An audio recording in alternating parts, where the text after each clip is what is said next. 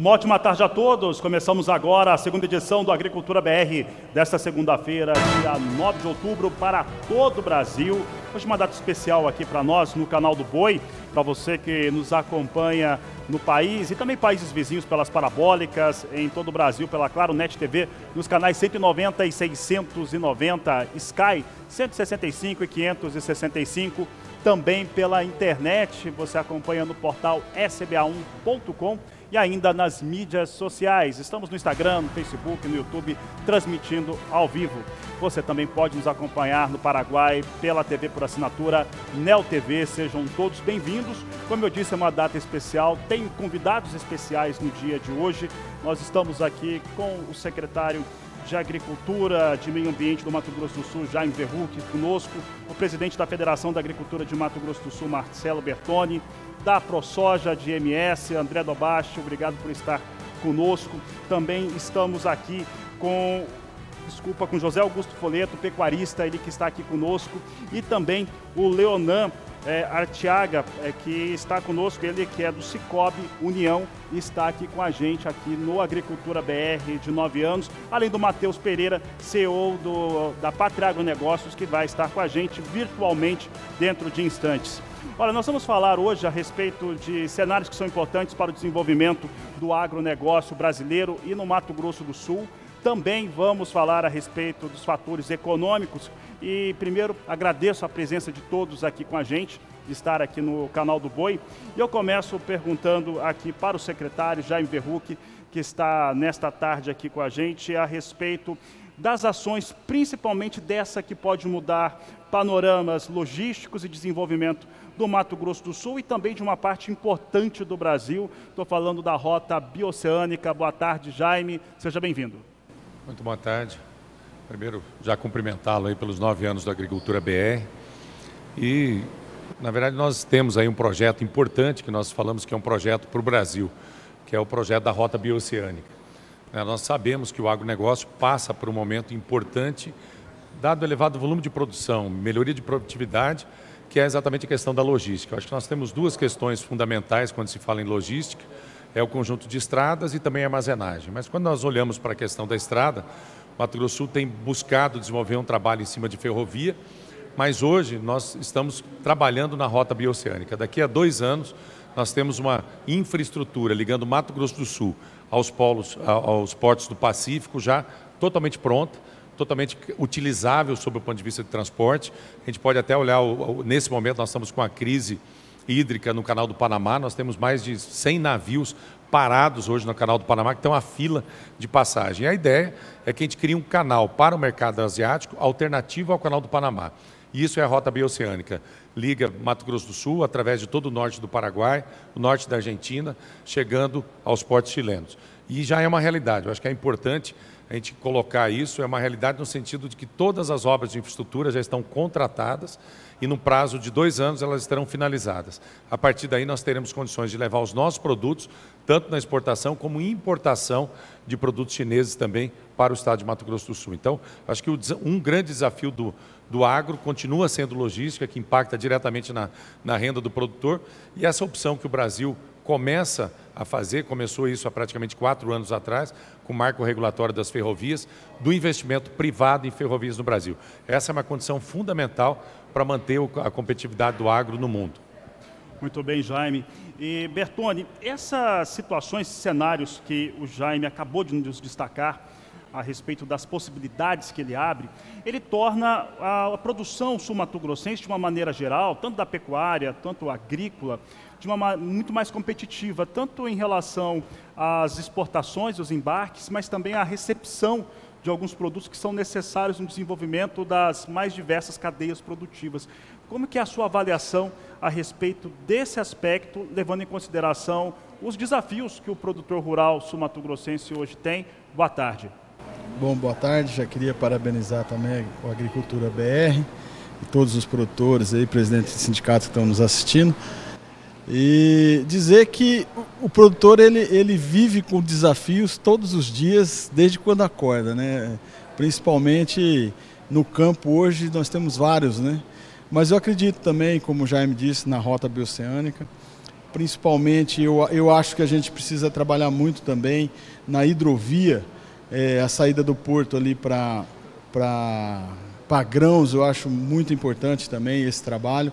Acho que a rota bioceânica já está fazendo agora a primeira viagem levando uma carga de carne, que é in natura. Eu acho que esse é o caminho dela, né? Levar esses produtos, vai com carne, traz talvez pescado, alguma outro tipo de importação e exportação. Nós temos aqui enxergando um mercado para frutas, para outro tipo de produtos, né, que é um atrativo hoje, né? E fora o turismo, que eu acho que vai também melhorar muito nisso, não só para o homem do campo, mas para todo o setor que está ali naquela região, né?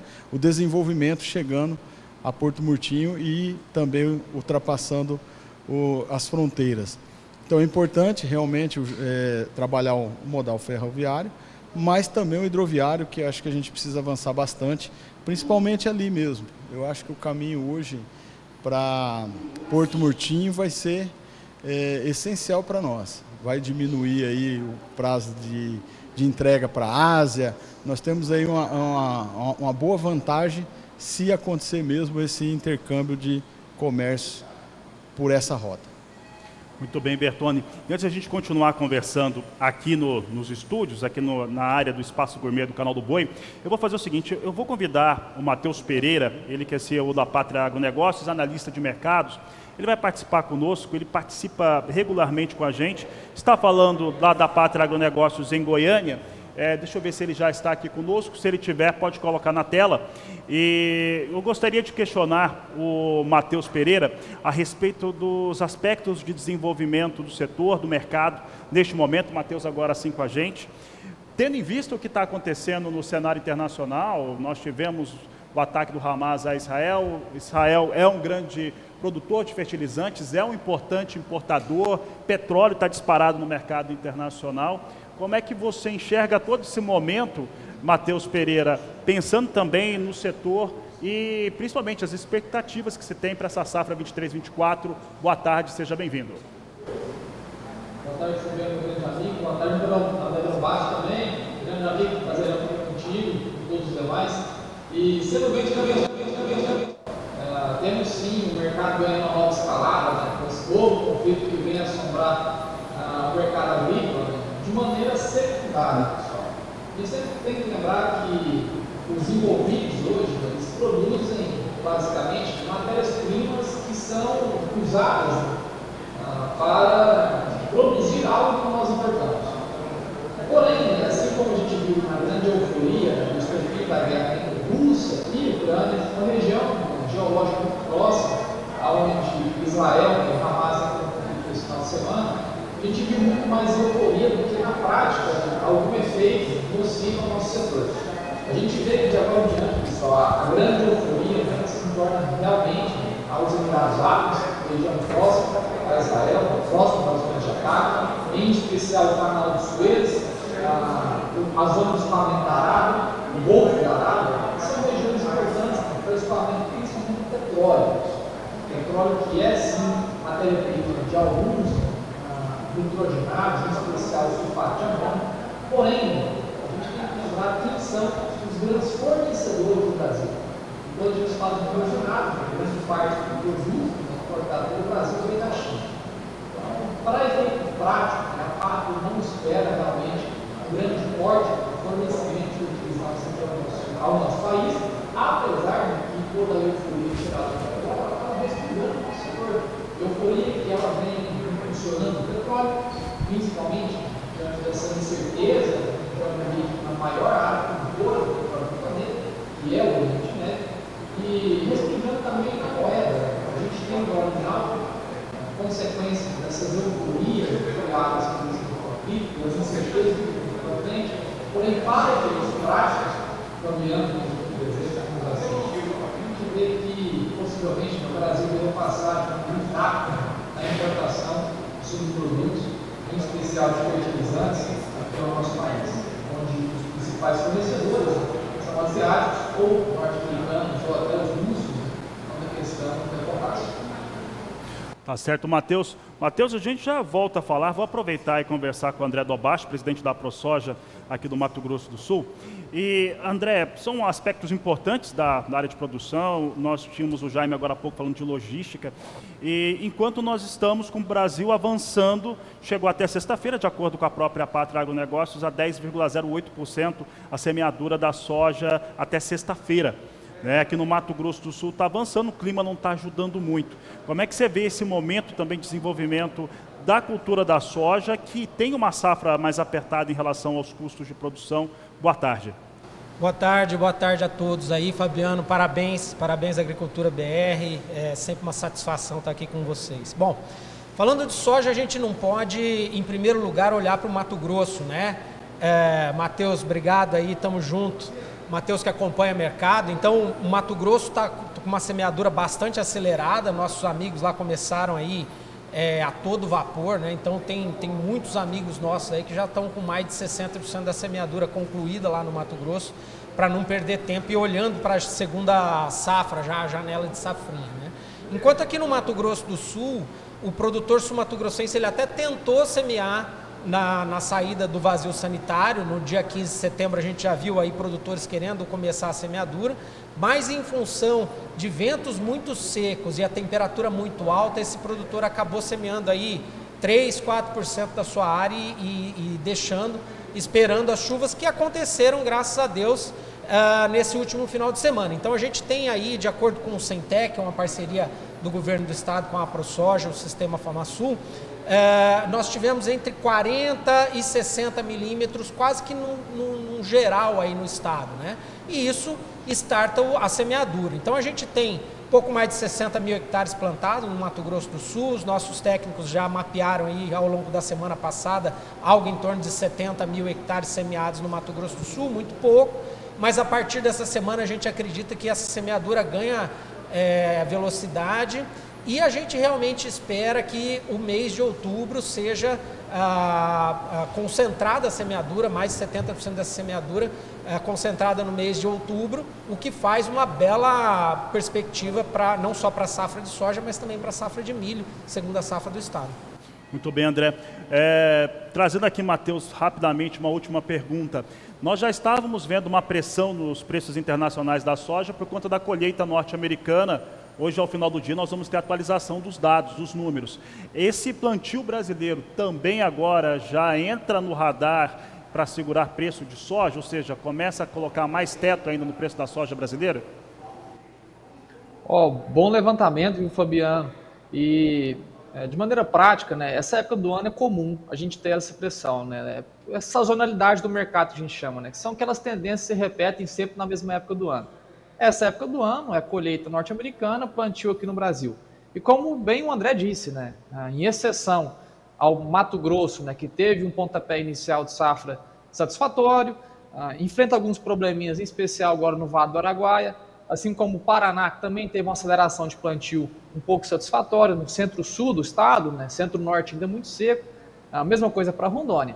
Porém, o restante do Brasil, né, como é o caso do Mato Grosso do Sul, como é o caso de Goiás, Tocantins, oeste da Bahia, Maranhão, Piauí, Rio Grande do Sul, que sofre agora por excessos, né, são regiões que ainda estão muito atrasadas, né, em relação, em especial, os últimos 2 a 3 anos, né, que é agora que a gente vê, né, um engrenamento. Né. Esse último final de semana foi realmente um final de semana chuvoso para grande parte do centro-sul, sul, centro do nosso país, né, faltando chuvas ainda na região centro-norte. Então, a sazonalidade agora, Fabiana, ela pode sim desenvolver um cenário novo. O mercado, ele está ainda olhando para a colheita norte-americana, ainda tem muito chão para ser colhido nos Estados Unidos, nem metade da área foi concluída ainda para soja e para milho, então tem muita cultura para ser retirada de campo. Normal, nessa época do ano, os resultados de safra por lá são resultados ali disparelhos, né? Tem regiões boas, tem regiões medianas e tem regiões ruins, tá? Vale lembrar que os Estados Unidos passou por um problema de redução de teto produtivo. Só na soja foram 12 milhões de toneladas totais perdidas, né, por conta da falta de chuvas ali em junho. Né. Foram quase 40 dias de seca, né, ininterrupta em Illinois e Iowa. Foram fatores, né, que fomentaram as altas e agora, né, que dificulta, né, o mercado realmente a precificar um novo problema.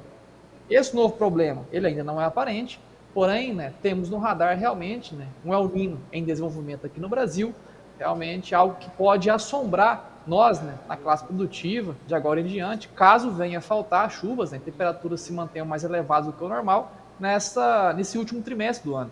Então, apesar dessa pressão que sofremos por agora, que é resultado natural da época do ano, tá? Passa, né, essa impressão ao mercado de uma oferta cheia por colheita nos Estados Unidos, por novo plantio aqui no Brasil, a gente pode ver essa mudança de cenário, Fabiano, com a consequência de um plantio que pode se atrasar um pouco mais a nível nacional, quando comparado com o médio, quando comparado com o último ano, o ano passado.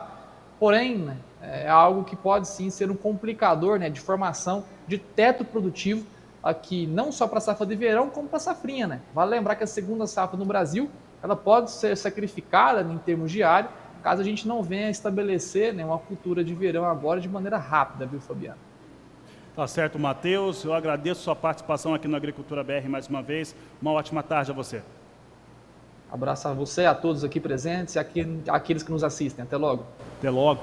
Olha, daqui a pouco a gente volta a falar então mais de agricultura, mas eu quero aproveitar e falar também a respeito de algo que é fundamental no desenvolvimento do estado de Mato Grosso do Sul e coloca o estado como um destaque e é exponencial em todo o Brasil em relação ao desenvolvimento. Eu falo da pecuária e do melhoramento genético que o Mato Grosso do Sul apresenta. E é por isso que a gente está aqui com José Augusto Folleto, porque ele tem parte da sua história ligado a esse desenvolvimento.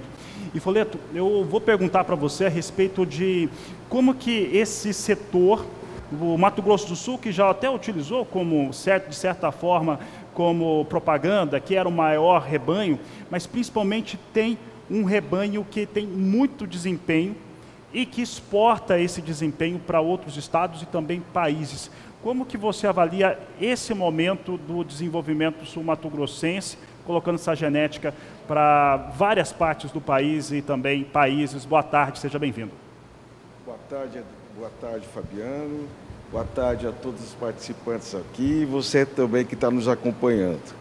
Eu já tenho até uma longa data que eu participo aqui no Canal do Boi, em divulgação de genética, divulgação de trabalhos ligados à raça Nelore, e vocês têm uma importância fundamental como informação, que hoje aqui nós estamos com tantos profissionais ligados na linha de frente do agronegócio, que têm nos passado informações de logística, que eu acho que é fundamental para a evolução de qualquer atividade, inclusive o melhoramento genético. E a comercialização que vocês fazem de uma forma efetiva e também a nível informativo nesses programas. Então, eu acredito que vocês apoiaram muito em todo esse trabalho. Vejo a pecuária, parece que está tendo uma luz agora para nós, começou a reagir o preço, psicologicamente afeta de uma forma muito positiva para nós, produtores rurais. Os boletins têm dado isso e eu vou falar de uma maneira simples. O meu celular está tendo ligações de gente querendo buscar boi gordo, procurando tendência, e isso eu vejo está refletido no meu dia a dia. Quando a arroba está embaixo, ninguém liga. Você tem que ir atrás, ver como você vende o teu produto. Então isso é muito importante. Sem a economia, sem uma logística que vocês estão nos preparando o Estado de uma maneira muito positiva. Quem acompanhou o ano de 2023, até para mim foi uma surpresa, a arroba no Mato Grosso do Sul sempre está atrás de São Paulo. Esse ano esteve na frente. Não sei se o secretário pode detalhar se já tem ações voltadas ao Mato Grosso do Sul que tenha ocorrido esse processo, mas eu acredito isso também ao melhoramento genético que o Estado tem feito de uma maneira tão eficiente, tão competente. Eu até ontem liguei, queria mandar um abraço para o Dr. Antônio Rosa, o presidente da Embrapa do Mato Grosso do Sul, para pedir de maneira pontual, quando iniciou o primeiro sumário de avaliação genética a nível de Brasil pela Embrapa. Ele me passou a informação que foi em 1987. Evoluiu muito para isso. Eu comecei a trabalhar nesse segmento em 86, 87 também, onde o trabalho de melhoramento era feito com o olho. Hoje é feito com mensurações e o olho também é uma ferramenta de apoio. você consegue, o que você quer fazer ao desmama, sobre ano, idades da abate. Hoje, com as DEPs, com as informações disponíveis, a pecuária evoluiu muito. Então, vejo que nós estamos bem economicamente. Acredito, esse programa tem essa intenção, a gente está precisando de uma onda otimista para o nosso segmento. Mas o melhoramento genético, eu acredito que nunca esteve tão bem como agora. E o Nelore, como nós temos um rebanho muito extenso, fica fácil acelerar esse trabalho como um todo. Muito bem, Folleto. E eu vou aproveitar, então, conversar com o Leonan Artiaga, saber como é que paga essa conta, né? Como é que financia tudo isso. Leonan Artiaga, que é do Sicob, e é uma das instituições no Brasil financeiras que tem um dos maiores volumes do recurso de Plano Safra para a campanha 23-24. Eu vou trazer agora, primeiro saindo da pecuária, mas entrando na agricultura, como é que está a tomada de crédito do pecuarista para fazer melhoras na sua produção, reforma de pastagem, aquisição de fêmeas, animais melhoradores, e também em relação à tomada do agricultor que já está cultivando a sua safra 23-24. Boa tarde. Boa tarde, Fabiano. Boa tarde a todos os colegas integrantes aqui da mesa.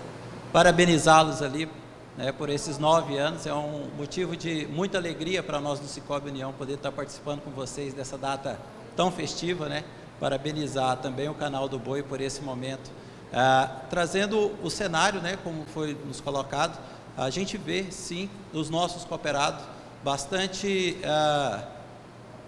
crentes, né, que vai se movimentar, que vai voltar, né, aquela engrenagem de surfar na crista da onda ali em relação aos altos preços. A gente já percebe a tomada de crédito se alavancando bastante, tanto na parte não só da pecuária quanto da agricultura. A parte dos recursos, né, como você bem disse, né, nós do Sicob somos um dos maiores repassadores de recursos do governo em relação a esse sentido. Toda a linha que não foi disponibilizada, porque agora nesse novo modelo do Plano Safra, ela tem um novo regramento, então o recurso ele é feito de forma estratificada, trimestralmente.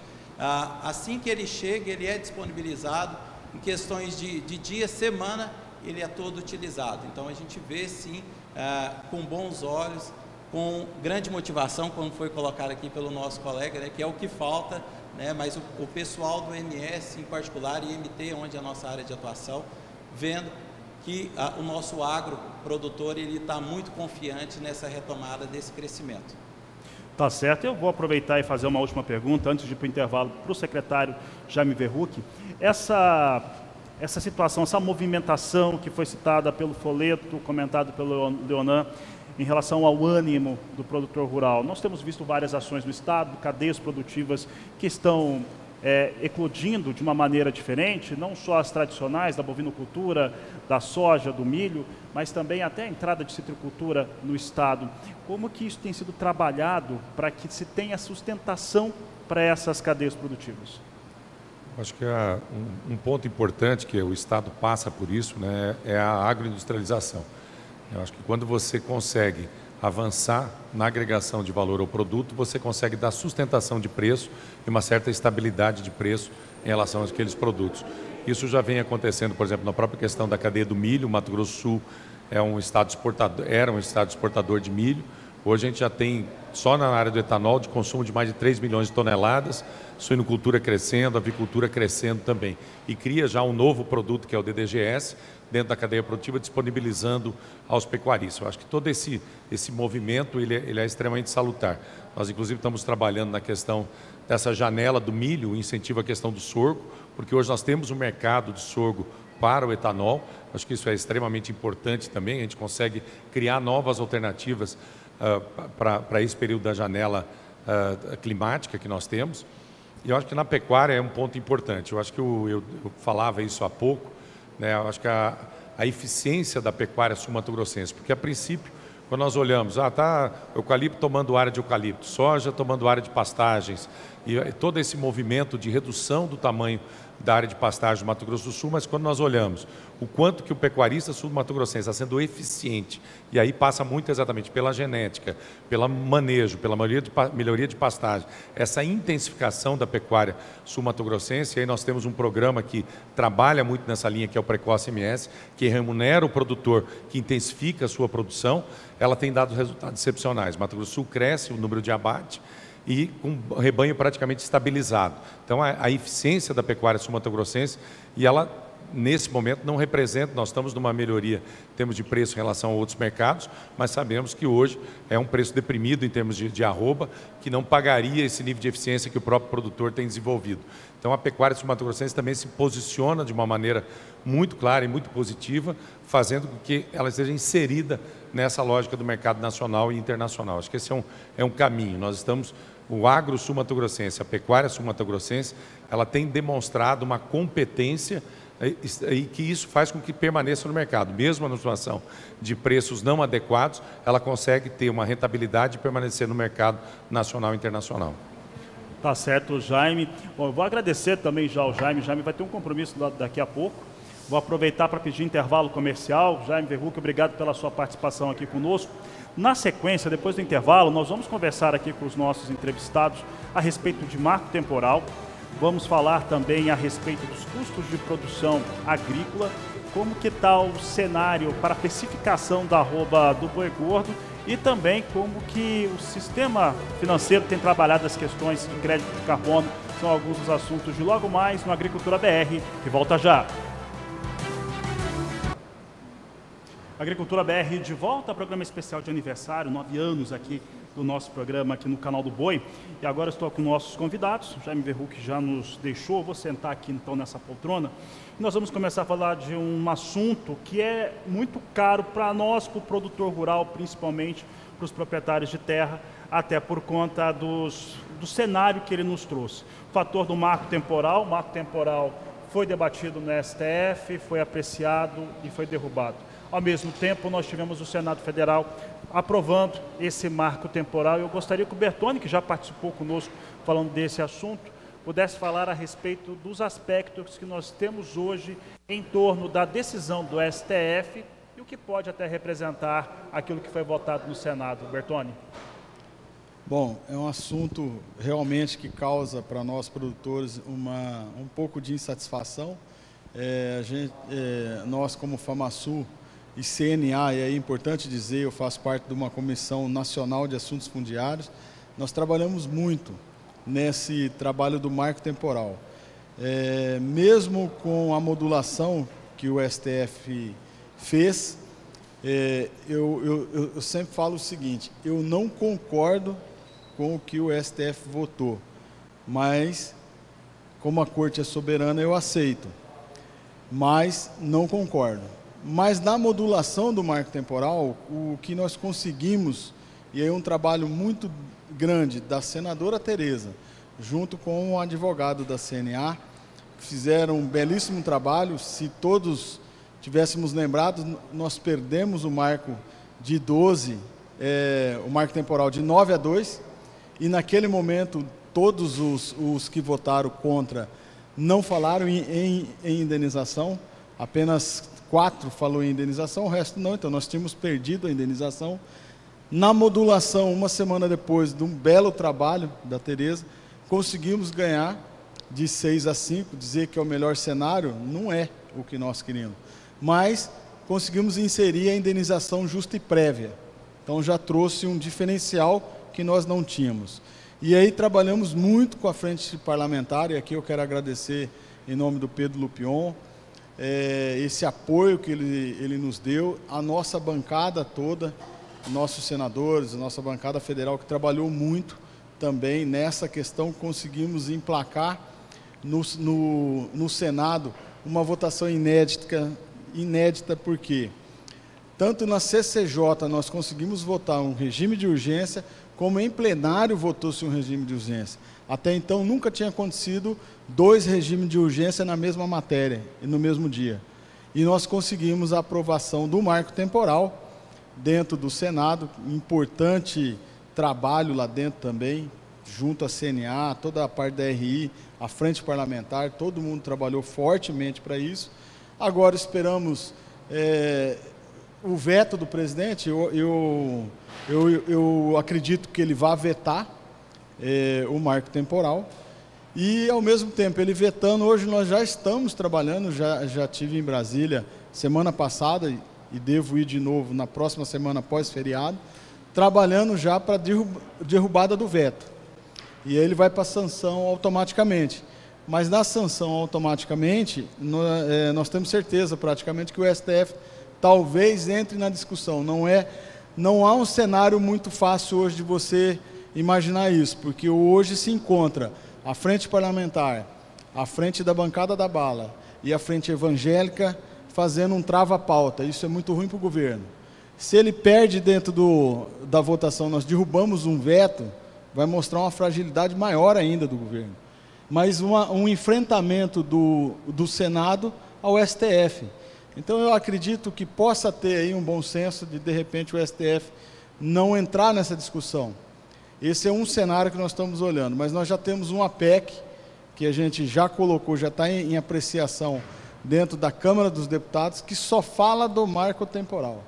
Então, de qualquer forma, se o STF interferir, nós vamos passar uma PEC, se Deus quiser, trabalhando muito para que se vote esse ano ainda essa PEC, tanto na Câmara dos Deputados como no Senado.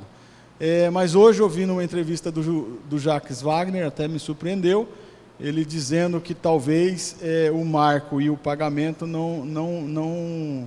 ele está trabalhando para que não deixe vetar, mas é que vai vetar as outras coisas que para nós não é interessante. A gente tem que ter um diálogo e alguma parte dessa lei provavelmente ele vete e a outra não.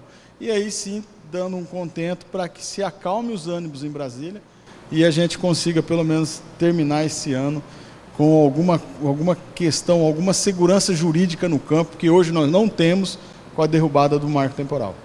Senhores, algum de vocês gostaria de comentar sobre esse tema que é tão realmente relevante para o produtor rural brasileiro? Se alguém quiser perguntar, até para o Bertoni aqui, é um fator bastante interessante, tem sido bastante polêmico desde essas decisões terem sido tomadas, né, aqui pelo STF e depois no Senado Federal.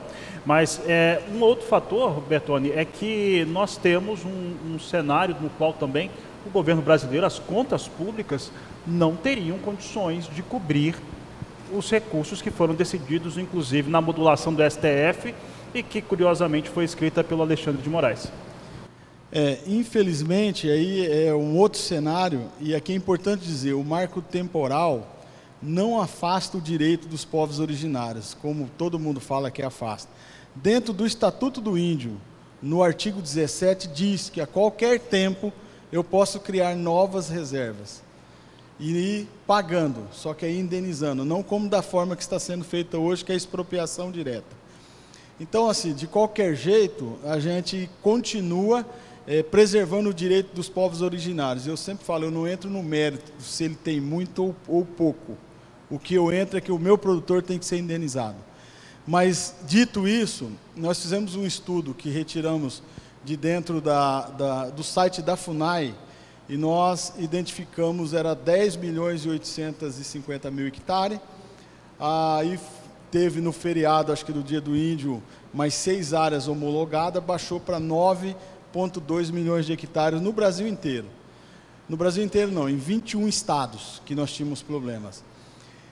Vou arredondar a conta para 10 milhões de hectares, você colocando do Brasil até a Amazonas, a compra de terra, vamos colocar 10 mil reais de média, só para fazer uma conta de padaria. A gente sabe que aqui no estado tem conta, as nossas terras muito mais caras, Rio Grande do Sul, Santa Catarina, muito mais cara, mas são 100 bi.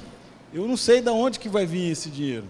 E isso não vai resolver, porque não adianta eu comprar essas áreas, porque eu tenho mais um monte de áreas em estudo que nós não sabemos o tamanho. Hoje os índios detêm 14% do nosso território nacional, a pretensão é para 28% do território até 30%. Não há condição do país pagar por essas áreas todas, não tem condição. Então, assim, dizendo que a minha preocupação maior é dizer que eu vou receber, mas quando? E de que forma? Pelo menos a discussão eu fico dentro da propriedade, na modulação, por um período. Eu só vou sair da propriedade se houver uma discussão controvérsia do valor. E aí também me deixa preocupado, porque qual é a situação do controvérsia? Quanto vai valer a área? Quanto que eu vou analisar o valor dessa área? Então, a gente só vai entender todo esse cenário quando acontecer a primeira regularização mesmo nesse quesito e houver realmente o pagamento de qualquer área aí, para que seja pelo menos a primeira a ser modulada e caracterizada, para a gente ter noção do que vai acontecer. Tá certo, Marcelo Bertoni. Vou agradecer ao Marcelo Bertoni também a participação dele aqui. Esse é um assunto de extrema relevância para o produtor rural brasileiro de uma maneira geral. Conversamos com vários especialistas, advogados, durante as nossas edições de Agricultura BR. Bertoni vai nos deixar agora, e tem a mesma agenda do Jaime, que saiu agora há pouco. Quero agradecer a sua participação. Muito obrigado por estar aqui junto conosco no canal do Boi. Vou aproveitar para fazer o seguinte, que o próximo assunto é precificação de soja. E você acompanha conosco agora como é que vem os negócios com soja em Chicago, que abriu em alta no dia de hoje, recuperava um pouco das perdas que nós tínhamos na última semana. Entretanto, depois começava a ter uma queda. Pode colocar na tela, por favor, soja Chicago. Nós temos soja em Chicago operando em queda agora. Nesse momento nós temos a posição de novembro, a posição de maior liquidez a $12,61 mais 2 o bushel, vai perdendo 0,38% agora. Janeiro 12,79, queda de 0,39%. Março, $12,93 mais 4 bushel, queda de 0,44%. Maio a $13,06 mais 4, queda de 0,51%. Soja Chicago perde, portanto, na maior parte das posições, aquele piso de $13 o bushel, que já tinha acontecido na semana passada. Vamos dar uma olhada no Brasil, referência nos portos brasileiros, Paranaguá e Santos. Vamos ver o que a Grãos Corretora nos traz agora. Nós temos para entrega em novembro, Porto de Santos vindo a R$ 145 a saca e Paranaguá R$ 148 a saca, entrega em novembro, recebe no começo de dezembro. Os números são da Grãos Corretora e o André Dobashi já sabe que esse tema está ligado a ele. E Dobashi, nós estamos vendo um cenário no qual o dólar está segurando um pouco o preço da soja aqui no Brasil de uma maneira um pouco mais interessante, mas as perdas elas vieram. Nós temos soja em Chicago caindo por conta da colheita americana e agora também essa pressão por conta do plantio no Brasil. Os custos de produção dessa safra, nominalmente, em precificação ele está mais baixo, mas em sacas ele é mais alto. Como é que isso está sendo administrado pelo produtor que já está no campo, que já está trabalhando a sua safra? Exatamente, com bastante apreensão, o produtor, o que a gente sempre recomenda para o produtor é fazer as travas de acordo com a relação de troca, né? Então, na medida que essa relação de troca passa a ser interessante para o produtor, a gente pede para que o produtor faça a comercialização para que ele mantenha o negócio em pé. Porém, a gente já divulgou aí, né, inclusive aqui com vocês, que essa safra tem uma perspectiva de rentabilidade menor que as demais, justamente em função dessa precificação menor que a da soja. Você vê, há pouco tempo atrás, até Matheus estava falando ali da Pátria, o Chicago estava com $15 o bushel e a gente estava com preços até menores em função do câmbio e também da fome dos portos, né? Então a gente tinha um prêmio negativo que estava precificando a menor a soja. O produtor brasileiro ele tem que sempre lembrar que o preço dele vai ser composto por essas três variáveis, né? Então a gente tem que olhar Chicago, que agora, como você mesmo disse, nós estamos com Chicago negativo em função de uma oferta muito alta nos Estados Unidos. Aí a gente tem a composição do câmbio, e quando a gente fala em câmbio, não é só o agro que influencia, né? Então você vê lá os Estados Unidos mexendo em taxa de juro, atraindo mais investidores para lá, e aí o câmbio fica mais alto aqui para a gente, que acaba sendo favorável nessa questão de preço de commodity, mas também por outro lado, se o produtor tiver que comprar algum insumo, ele acaba comprando mais caro, né, em função dessa precificação do dólar mais alto. E além disso, ele tem também o custo logístico, que vale a gente mencionar aqui a importância da armazenagem para o Mato Grosso do Sul. Mato Grosso do Sul tem praticamente 50% de déficit de armazenagem, né? Então a gente consegue colocar aí nos armazéns menos da metade da nossa produção. Então, estou dizendo que praticamente metade da produção fica sobre rodas ou viajando aí, né?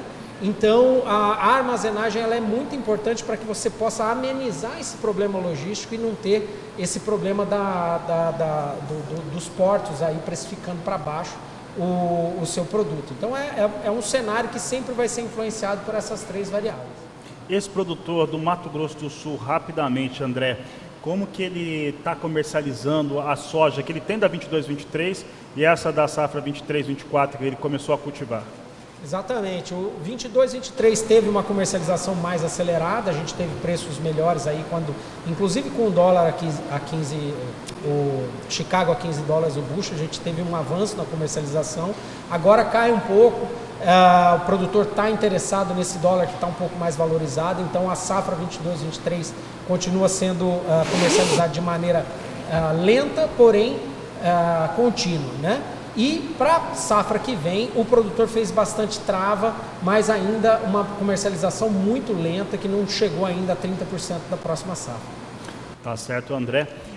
Foleto, falando dessas questões de custo de produção, formação de preço, nós chegamos a ver, no começo do mês de agosto, uma escala, por exemplo, de abate da indústria frigorífica em São Paulo, que chegou a quase 40 dias, o que é extremamente alto. Aqui no Mato Grosso do Sul subiu também muito, quando estava 40 em São Paulo, aqui estava em torno de 15 dias garantido de trabalho na indústria frigorífica e o Brasil inteiro tinha muita oferta de animais para abate. Isso corroeu o preço da arroba, somado também a um cenário do preço internacional da tonelada da carne bovina está mais baixo. Se pegar a referência de setembro no ano passado teve $6.000 a tonelada exportada em média, e este ano $4.448 a tonelada. Então, há uma queda vertiginosa em relação aos valores.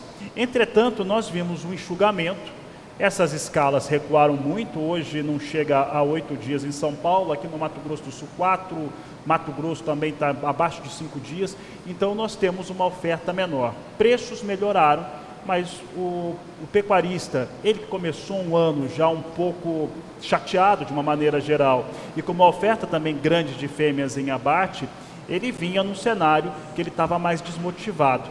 Como é que você vê agora o trabalho desse pecuarista, que muitos deles, inclusive, são clientes seus, que você vende genética exatamente para esse produtor? Na realidade, o principal fator que ocorreu esse excesso de animais para abate, como você falou, escalas longas, nós estamos passando um ciclo de baixa dentro da pecuária, excesso de oferta de fêmeas, mas junto a tudo isso, eu vejo nós, produtores rurais, hoje, não vejo como soberba, nós somos o motor do país, onde sai todo a parte econômica, onde quer o embalo, o acelerador para os outros segmentos trabalharem, está ligado ao agro, está ligado à pecuária. Então, estar num momento de ciclo de baixa, eu acho que é normal num sistema capitalista de compra e venda, mas o que eu acho que falta no nosso país, eu conversando uns anos atrás com um amigo meu, e ele é uma viagem à Austrália, ele me contou isso, que existe lá um trabalho em conjunto, frigoríficos e produtores. Nós vamos exportar carne para um determinado país. No caso, ele me citou o Japão como exemplo. Qual o tipo de perfil de carne que o japonês adota? Com mais gordura, o japonês ele usa muito como condimento uma carne, ele não consome como nós consumimos aqui no Brasil. Então, dentro das características de carne que se busca naquele país, eles se reúnem com os produtores rurais. Quais são as raças que precisam compor para nós produzirmos esse tipo de produto? Tais. Nós vamos dar um prêmio para vocês produzirem isso para nós. Gostei muito de você ter falado do prêmio negativo, e fiquei prestando atenção. O prêmio é muito importante quando é positivo, quando é negativo não é. Então, o que eu vejo? Aqui não existe uma comunicação de uma maneira bastante efetiva, está começando a ocorrer agora. Você, produtor rural, você, pecuarista, como que você vai agregar para nós exportarmos para a região A, B ou C do mundo?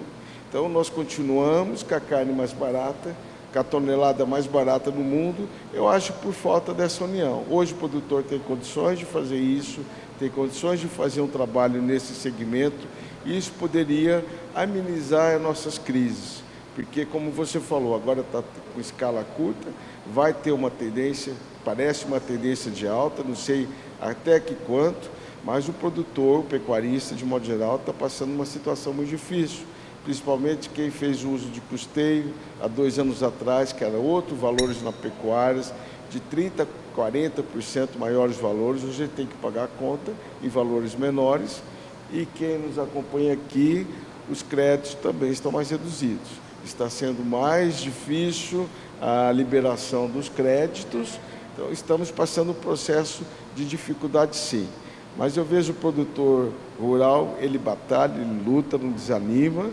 Eu estou junto nesse trabalho de vencer barreiras e buscar maneiras para solucionar isso. E o agro, acho que tem tudo para isso. Nossos companheiros aqui podem até explicar melhor. Eu vou deixar daqui a pouco o Leonan responder essa questão dos recursos, mas rapidamente, está chegando agora as perguntas, o pessoal está mandando questionamentos, as mídias sociais deram uma falhada, chegou tudo de uma vez. O Anísio Alvarenga, de Araçatuba, é pecuarista, mandou uma pergunta para você e para o Bertone, o mesmo questionamento. É uma pergunta complicada, já vou antecipando, mas ele queria saber o entendimento de você, seu e do Bertone. O Bertone pode responder mais, mas você pode, a respeito da concentração da indústria frigorífica no Brasil, que aumentou por conta da movimentação. Agora vou complementar a pergunta do Anísio. Ele aumentou depois da aquisição de algumas plantas frigoríficas que entre as 3 grandes indústrias brasileiras. É uma pergunta difícil para eu responder. O que eu posso dizer é o seguinte: da porteira para dentro, quem tem que fazer é o produtor. Ele trabalha, posso dizer assim, de uma forma individual. O que seria da porteira para dentro? Esse tripé tem que ser bem feito. Sanidade, nutrição e genética. Eu trabalho com a genética, eu trabalho com venda de touros. Então, quem trabalha com pecuária sabe, se ele produz bons animais ao desmama, o mínimo é 250 quilos de peso ao desmama desse bezerro. Se ele produz animais de baixa qualidade, ele não troca touros, vende as melhores novilhas, as cabeceiras dele, ele vai ter uma média de peso ao desmama menor. E essa média de peso de bezerros fracos, de baixa qualidade, vai ser de 150 quilos. Então, ao desmame 150 quilos para 250 quilos, nós temos 100 quilos de diferença de peso aos 8 meses de idade. Vou fazer uma conta fácil, uma conta de algarismo fácil. O bezerro é R$10 o quilo, hoje cada vez mais se fala o quilo vivo do bezerro, R$10 no quilo. Diferença de peso de um bezerro bom, de um bezerro pior, são 100 quilos. 100 quilos vezes 10 são R$1.000 de diferença por bezerro. 100 bezerros são R$100 mil. Então, o que eu sinto como pecuarista? Você, André, que trabalha na ProSoja, na parte agrícola, os prejuízos, eles são vistos de uma maneira clara, explícita. Nós, na pecuária, ela é silenciosa. Se você tem um bezerro 150 quilos, que você vendeu ele R$1.000 mais barato, você vai ter R$100 mil a menos no bolso, em 100 bezerros, mas aquele dinheiro não existiu para você. Pode existir. Então, para a porteira para dentro, nós podemos fazer isso, que eu acho que é o caminho mais fácil. Da porteira para fora, para ter esse controle que você está falando, do domínio das indústrias frigoríficas, que cada vez mais é uma preocupação que eu acho que é de todo o segmento, de todos os produtores. Isso são as entidades que podem nos apoiar. Eu sei que tem alguns países, quem produz ele não pode criar, então nós temos que pressionar nossas entidades para nos apoiar. Nós, como indivíduos, temos que fazer o nosso dever de casa bem feito. Isso aí, nós estamos num país capitalista e, às vezes, muitas regras precisam ser melhor estabelecidas. Muito bem. E agora eu entrego aquela pergunta, do comentário, inclusive, que o Folleto fez agora há pouco a respeito da dificuldade em relação ao crédito, mas também falando um pouco a respeito dos fatores de sustentabilidade, que nesse plano safra último ele foi contemplado, ações que podem ser feitas numa propriedade rural, e depois eu quero ver que vocês respondam se vocês estão enxergando o produtor, porque eu acho que em quase toda fazenda tem. Como é que está esse acesso ao crédito e essas questões ligadas à sustentabilidade contempladas no plano safra, Leonardo? É muito oportuno esse questionamento. O Renovagro, né, que é o novo programa que veio agora justamente para beneficiar o nosso produtor em relação à recuperação de pastagens, a áreas biodegradáveis ali, incentivar mesmo a preservação da natureza. É um novo produto que vem substituindo o antigo ABC, né? E ele veio de uma forma muito atrativa, que é o que? Em relação à taxa de juros. Quando a gente fala, né, como incentivar o nosso produtor ali a estar fazendo metodologias de produção cada vez mais sustentáveis, de preservação à natureza. Então a gente tem aí o Renovagro com taxa de 7% ao ano, que é um grande diferencial quando a gente analisa a Selic hoje, para fazer uma conta básica, né, a 12,75 ao ano, e pegando uma taxa 7, né, não se paga o custo hoje do valor. Então, um incentivo gigante que tem para o nosso agroprodutor poder estar, de fato, investindo na sua área. Como foi bem dito, né, falando principalmente da parte do MS, né, a nossa pecuária, como o colega bem trouxe aqui, está saindo do horizonte, né, indo de forma verticalizada. Como a gente faz isso, né? Então, as áreas que estão degradadas precisam ser recuperadas, e aí sim tem o incentivo. Em relação à busca, temos sim busca por essa linha. É uma linha muito procurada pelos nossos cooperados, até porque é um recurso que veio com novidades em relação a esse lançamento. Então, ele tem algumas exigências, né, feitas por parte do governo, que você precisa estar cadastrado, precisa estar com o CAR habilitado para poder estar recebendo esses benefícios dessas linhas de concessões. Mas temos sim bastante procura, tanto é que de todas essas linhas, como a gente colocou aqui, a cooperativa, o Cicobi União MTMS, vem atuando muito forte em relação ao nosso público da agropecuária. Quando a gente fala de Renovagro, é um produto, como eu coloquei, dos repassados, eles têm se esgotado em dias, semana. O Renovagro, quando ele foi lançado, ele foi esgotado em um pouco mais de 1 hora. Então a gente percebe sim, de fato, que os nossos cooperados têm buscado sim essa linha para poder investir na sua propriedade, de fato, potencializar para que ela produza ainda mais e trazer produtos de qualidade para a mesa dos nossos cidadãos. Temos 2 minutinhos, quero uma pergunta para vocês dois agora.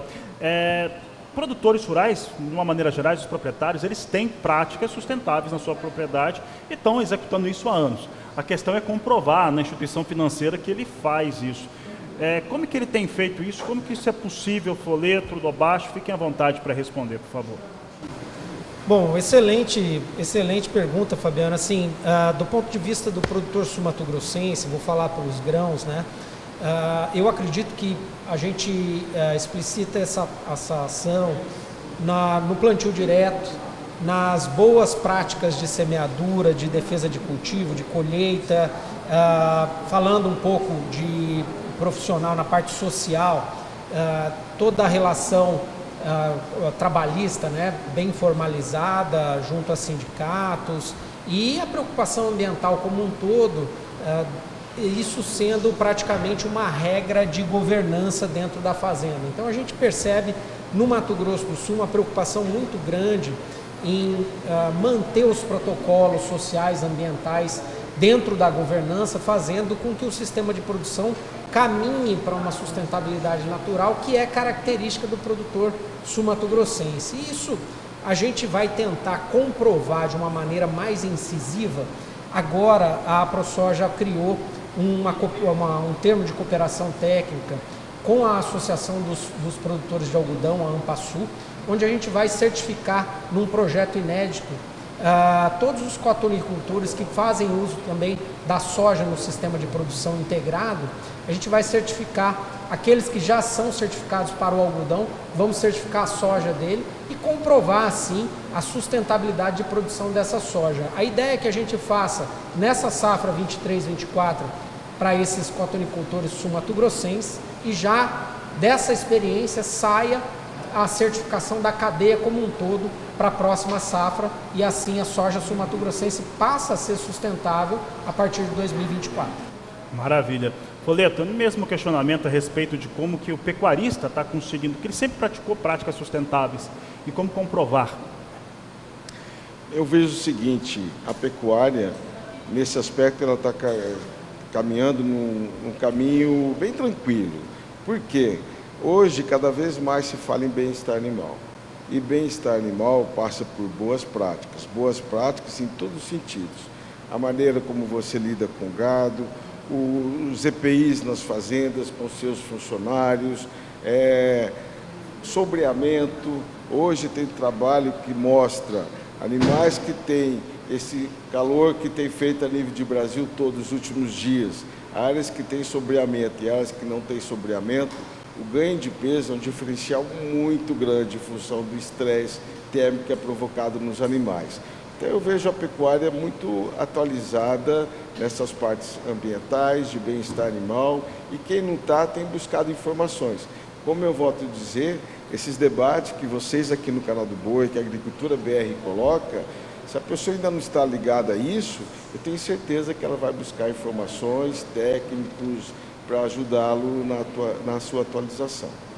Muito bem, Folleto. Aproveito para agradecer você, o Leonan, André Dobache, também aos nossos convidados que já saíram, né, o Jaime Verruc, Marcelo Bertoni e também o Matheus Pereira, que participou conosco via internet, né, participou ao vivo conosco. Obrigado, foi um prazer tê-los aqui em uma data especial para o Canal do Boi. Obrigado, uma boa tarde a todos. Bom, e uma boa tarde a quem nos acompanhou até agora. Nós vamos voltar na nossa terceira edição da Agricultura BR às 16 horas, no horário de Brasília. Você vai ficar na sequência com De Olho na Fazenda e mais uma grande oportunidade de negócios aqui no Canal do Boi.